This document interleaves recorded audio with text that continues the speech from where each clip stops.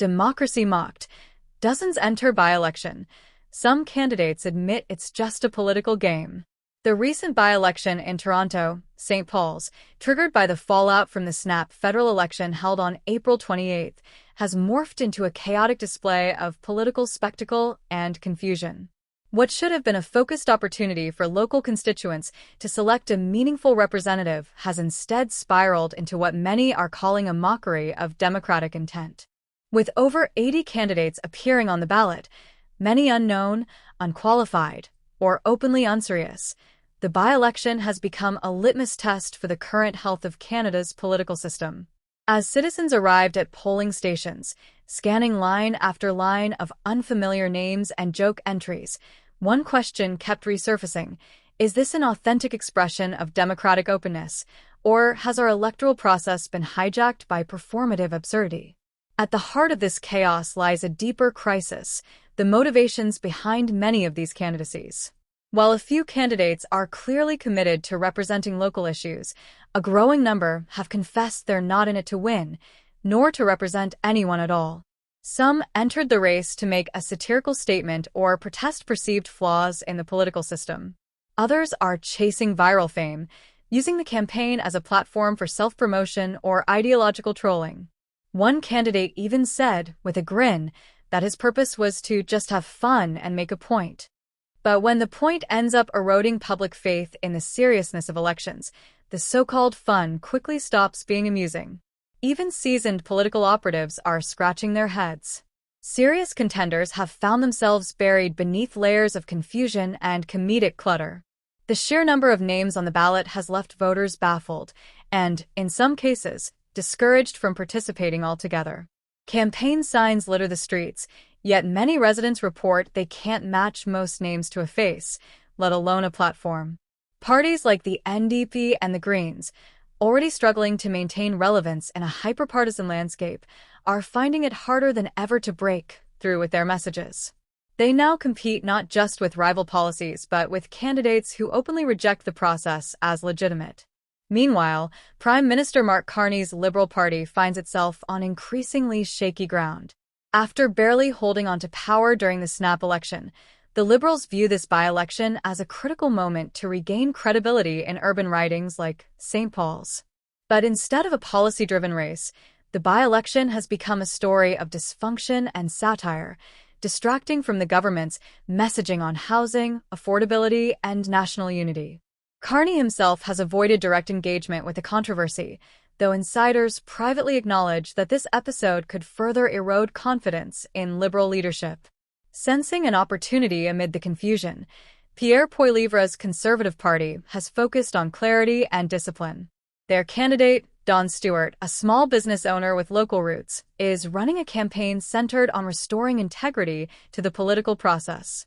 The Conservatives have doubled down on their calls for responsible governance, economic stability, and a return to common sense. But even they aren't immune to the noise. Stewart's campaign team has had to work twice as hard just to ensure voters know he's a real candidate, not another prank entry buried on page 3 of the ballot. This explosion of candidates has reignited the long-standing debate about how open a democratic system should be. On paper, anyone can run for office, and that's a freedom worth protecting. But when dozens enter the race with no platform, no campaign, and no intention of governing, it begins to feel less like democracy and more like a joke being played at the expense of voters.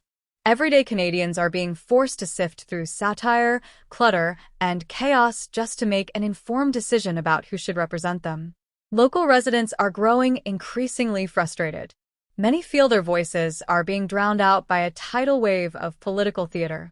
They watch televised interviews where candidates crack jokes instead of discussing policy, and social media clips where campaign stunts dominate over substance.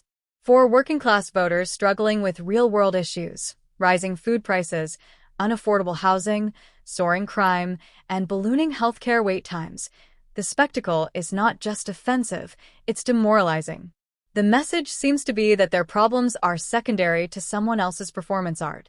Elections Canada has come under fire for its handling of the situation. The only requirement to run is a small refundable deposit and a few signatures, barriers that, while democratic in theory, have proven far too lenient in practice. Critics argue that some form of minimum threshold, be it through verified endorsements, a higher deposit, or preliminary screening, might help filter out candidates who treat public service as performance.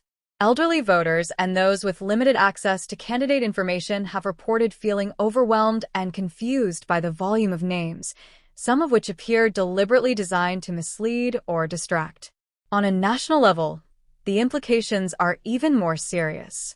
If this kind of electoral spectacle becomes normalized, future elections could devolve into little more than social media contests, with political clout measured in likes and views rather than votes and ideas. For Mark Carney, whose political capital is already under strain, this situation has created yet another optics disaster.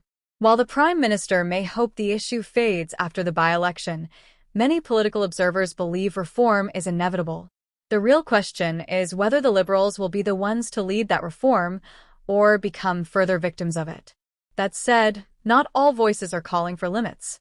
A number of grassroots organizations see this bloated ballot as a reflection of public frustration. In their eyes, the swarm of candidates signals widespread disillusionment with establishment parties and the centralized control they exert over nominations and messaging. They argue that political gatekeeping, media bias, and a lack of transparency have driven people to protest the only way they feel heard, by flooding the system with noise. To them, this moment isn't a failure of democracy, but a raw, chaotic expression of it. Still, even these groups admit reforms are needed to restore trust and ensure accessibility. Voter turnout will offer the clearest measure of how Canadians have responded. If participation plunges, it will serve as a red flag, a sign that the electorate sees little value in a process they can no longer take seriously. If, however, there's a surge in turnout, it may indicate that voters are pushing back against the absurdity, eager to reclaim the system before it spirals further. Either scenario will reverberate across party strategy rooms and influence how national campaigns are shaped moving forward. For now, all political eyes remain fixed on Toronto, St. Paul's.